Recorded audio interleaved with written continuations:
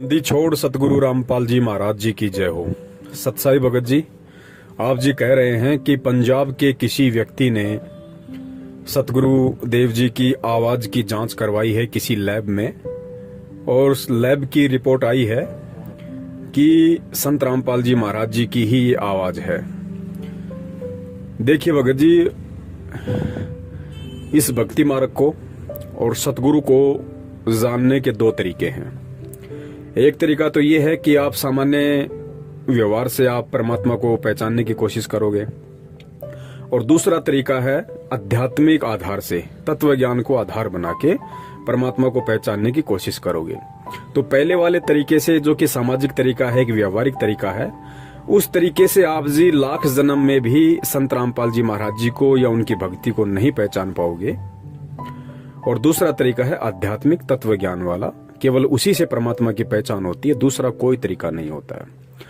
आप बेंगलोर की जिस लैब की चर्चा कर रहे हैं कि वहां से रिपोर्ट आई है कि हिसार जेल से जो ऑडियो आई है और जो संत रामपाल जी महाराज जी के सत्संगों वाली आवाज है, दोनों एक ही हैं।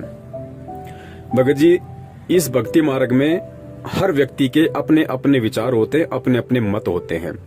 मत वैसे एक ही चलता है इसमें परमात्मा का, लेकिन जिस व्यक्ति ने जितना इस मार्ग को समझा है उस हिसाब से दास बात कर रहा है कि भक्ति मार्ग पे सतगुरु के सत्संगों को समझने के बाद में हर व्यक्ति के अपने अपने मत होते हैं। क्योंकि परमेश्वर कहते हैं, जिसकी जितनी बुद्धि उतना दे बताए, उसका बुरा मत मानियो अधिक कहां से लाए। और परमात्मा की वाणी भी है कि जेता घट तेता मता, घट घट सोच विचार। तो भगत जी, यहाँ सबके अपने अपने मत हैं, सबके अपने अपने विचार हैं। कोई किसी प्रकार से भी सोच सकता है, किसी की सोच पे कोई भी प्रतिबंध नहीं है। और जिस लैब की आप बात कर रहे हैं भगत जी, ये आप तो बेंगलोर की बात कर रहे हो बड़े भैया, मैं आपको दुनिया की सबसे बड़ी लैब की बात बताता हूँ। जो दुनिया की बड़ी बड़ी लेबोरेटरी हैं, जिन्होंने शोध किए और कई वर्षों के बाद उन वैज्ञानिकों ने उन्हीं लेबोरेटरीज में शोध कर करके, गहन अध्ययन कर करके, दुनिया भर के प्रपंच लगा लगा के उन्होंने ये निष्कर्ष निकाल दिया और पाठ्यक्रम की पुस्तकों में लिख दिया कि इंसान की उत्पत्ति बंदर से हुई है। क्या कहा उन लेबोरेटरीज ने? कि इंसान की उत्पत्ति बंदर से हुई है। अब आप बताइए बड़े भैया, एक तरफ तत्व ज्ञान कहता है, अध्यात्म कहता है कि इंसान एक अलग योनि है और बंदर एक अलग योनि है, और ये आपकी लेबोरेटरी, आपके वैज्ञानिक कह रहे हैं कि इंसान की उत्पत्ति बंदरों से हुई है। और फिर आप कहते हो कि बेंगलोर की लेबोरेटरी ने साबित कर दिया कि हिसार जेल से आने वाली ऑडियो और संत रामपाल जी महाराज जी के सत्संग दोनों सेम है। अब इससे ज्यादा मैं कुछ नहीं बोलूंगा भगत जी। अब आप स्वयं निर्णय कर लेना कि परमात्मा को पहचानने के लिए और सतगुरु को पहचानने के लिए, सतगुरु को पहचानने का मतलब ये नहीं है कि भाई मेरा गुरु 6.5 फीट का है, मेरा गुरु गोरा चिट्टा है, मेरा गुरु ऐसे ऐसे शास्त्र प्रमाणित बातें बताता है, गांव धनाना का है, उनके बाप का नाम नंदलाल जी है, माता जी का नाम इंद्रो देवी है, एक भाई महेंद्र है जो भगोड़ा बन के घूम रहा है। ये सतगुरु को पहचानने का यही फॉर्मूला नहीं होता भगत जी। सतगुरु को पहचानने के लिए तत्व ज्ञान वाली आंखें चाहिए भगत जी। बाहर से तो परमात्मा जनमानुष की तरह, एक साधारण इंसान की तरह, एक आम व्यक्ति की तरह, एक सामान्य संत की तरह लीला कर रहा है। इस लीला में तरीके से लाख जन्म में भी आप उसको नहीं पहचान पाओगे। परमात्मा को पहचानना, सतगुरु को पहचानना केवल उनके ज्ञान को आधार बना के, तत्व ज्ञान को आधार बना के ही पहचाना जा सकता है। और ऊपर से विशेष कृपया उस सतगुरु की भी होनी चाहिए। आपके पास अपने पिछले जन्म जन्मांतरों के शुभ भक्ति कर्म भी साथ में होने चाहिए, और वर्तमान में सतगुरु का आशीर्वाद और वर्तमान की भक्ति, जब तक भगत जी ये तीनों चीजें एक साथ नहीं मिलेंगी, सतगुरु को नहीं पहचान सकते। जानने को तो सारी संगत जानती है कि हमारे गुरुजी संत रामपाल जी महाराज जी हैं, लेकिन आपके गुरुजी हैं कौन? आपके गुरुजी हैं कौन?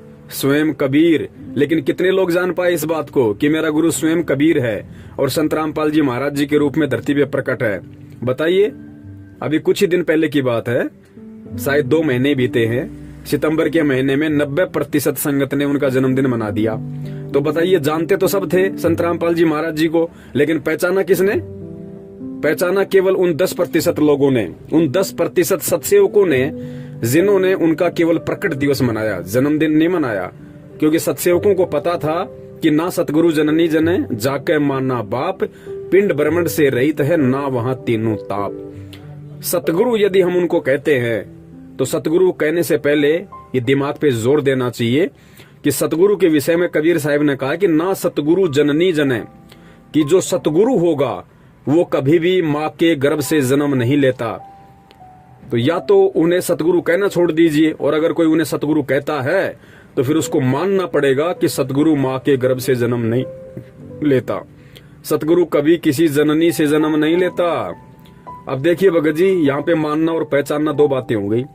मान तो 90% लोग रहे कि संत रामपाल जी महाराज जी भगवान हैं, संत रामपाल जी महाराज जी कबीर जी हैं, लेकिन पहचान केवल 10% सत्सेवक ही रहे हैं जिन्होंने उनका प्रकट दिवस मनाया। तो भगत जी, इस प्रकार एक तो व्यवहारिक तरीके से सतगुरु को पहचानना और एक आध्यात्मिक तरीके से सतगुरु को पहचानना, इन दोनों बातों में रात दिन का अंतर है। और सतगुरु की आवाज, परमात्मा की आवाज, कबीर की आवाज को एक लेबोरेटरी बता देगी कि ये कबीर की आवाज है।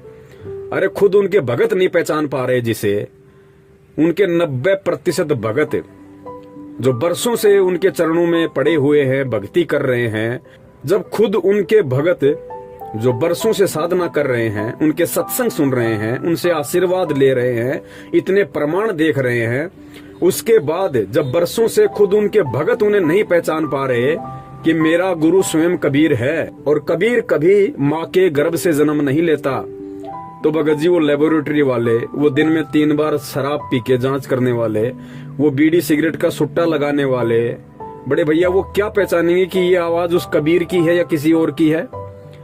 भगत जी भक्ति मार्ग है, हमें हर पॉइंट पे दृढ़ रहना पड़ेगा, हर पॉइंट पे, क्योंकि विचलित करने के लिए काल सैकड़ों चाल चलेगा। ये इस तरह की हजारों काल चलेगा इस समय विचलित करने के लिए। और परीक्षा सबकी है, परीक्षा मैनेजमेंट के पीछे लगे हुए लोगों की भी चल रही है, परीक्षा हम सत्सेवकों की भी चल रही है। और भगत जी ये दुनिया के बड़े बड़े महान वैज्ञानिक और बड़ी बड़ी ये महान लेबोरेटरी, ये पिछले 8-10 महीनों से दिन रात चक्कर काट रहे हैं, इनके सर में दर्द हो गया, इनके सर्दियों में पसीने टपकने लग रहे हैं। ये आज तक एक उस कोरोना का तो ढंग से टेस्ट कर नहीं पाए, कोरोना की तो ढंग से रिपोर्ट पेश कर नहीं पाए कि वो कैसे फैलता है, क्या होता है, कैसे उसका उपचार होगा, कैसे वो मिटेगा, कैसे खत्म होगा, ये क्या भला है। आज तक उस कोरोना का तो भगत जी आपके साइंटिस्ट जांच कर नहीं पाए। और बात करते हो संत सतगुरु रामपाल जी महाराज जी, खुद पूर्ण परमेश्वर कबीर साहिब जी की आवाज की जांच करने की, पहले कोरोना की जांच तो करके दिखा दे ढंग से लेबोरेटरी। सतगुरु का तो बहुत लास्ट में नंबर है, दुनिया खत्म हो लेगी उस समय तक। तो जब सतगुरु की जांच की बात आएगी ना, अब कौन कर देगा जांच सतगुरु की भाई, बता दीजिए कौन कर देगा? जिसने पूरी दुनिया बनाई, जो सारी दुनिया उस परमात्मा के पैर के अंगूठे के नीचे बैठी है, उसकी जांच कर देगा एक सामान्य प्राणी? 4 अक्षर पढ़ के, सफेद कोट पहन के, 4-5 आपस में तत्व मिला के हैं दुनिया को मूर्ख बनाने वाले ये काल जीवन विज्ञान, भगत जी ये परमात्मा की जांच कर देंगे भैया? भगत जी सोचो, विचार करो, ये लेबोरेटरी किसने बनाई? किसने बनाई भाई? इंसान ने ना। और इंसान को किसने बनाया? सतगुरु ने। तो बड़े भैया, जिस इंसान को सतगुरु ने बनाया है वो इंसान सतगुरु की जांच कर देगा? भगत जी विचार करो, ये तत्व ज्ञान है, धोखा मत खा जाना। काल हर तरीके से झकझोर के देखेगा। एग्रीमेंट है परमात्मा का और काल का, दोनों का। परमात्मा ने अपना ज्ञान दे दिया, खुला छोड़ दिया, अब काल की बारी है। काल ने कहा था परमात्मा आप केवल उसी को स्वीकार करना जो आपका ज्ञान समझ के चले, और जो आपका ज्ञान ना समझे वो मेरी हद में। तो भाई काल अपने अपनों को छांट रहा है जो काल की हद में है, जो अभी सतगुरु के ज्ञान को समझ नहीं पाए, सतगुरु को सतगुरु नहीं मान पाए, भगवान को पहचान नहीं पाए, काल उनको छांट रहा है, उनकी छटनी कर रहा है और फिर उनसे कुकर्म करवा के अपने पाले में ले रहा है। यही परमात्मा से दूर होना है। अब जिन जिन लोगों ने इस पीले पर्चे के आदेश पे जितने भी कुकर्म किए हैं, वो छटनियां थी, वो छट चुके हैं। वो लोग परमात्मा की हद से बाहर हो चुके हैं, वो काल के खेमे में जा चुके हैं। भले ही वो 3 टाइम की आरती करते रहो, भले ही वो मंत्र जाप करते रहो। ये मंत्र जाप, ये आरतियां तो काशी में परीक्षा लेने के बाद 25 साल तक हमने खूब की थी, हो गए पार।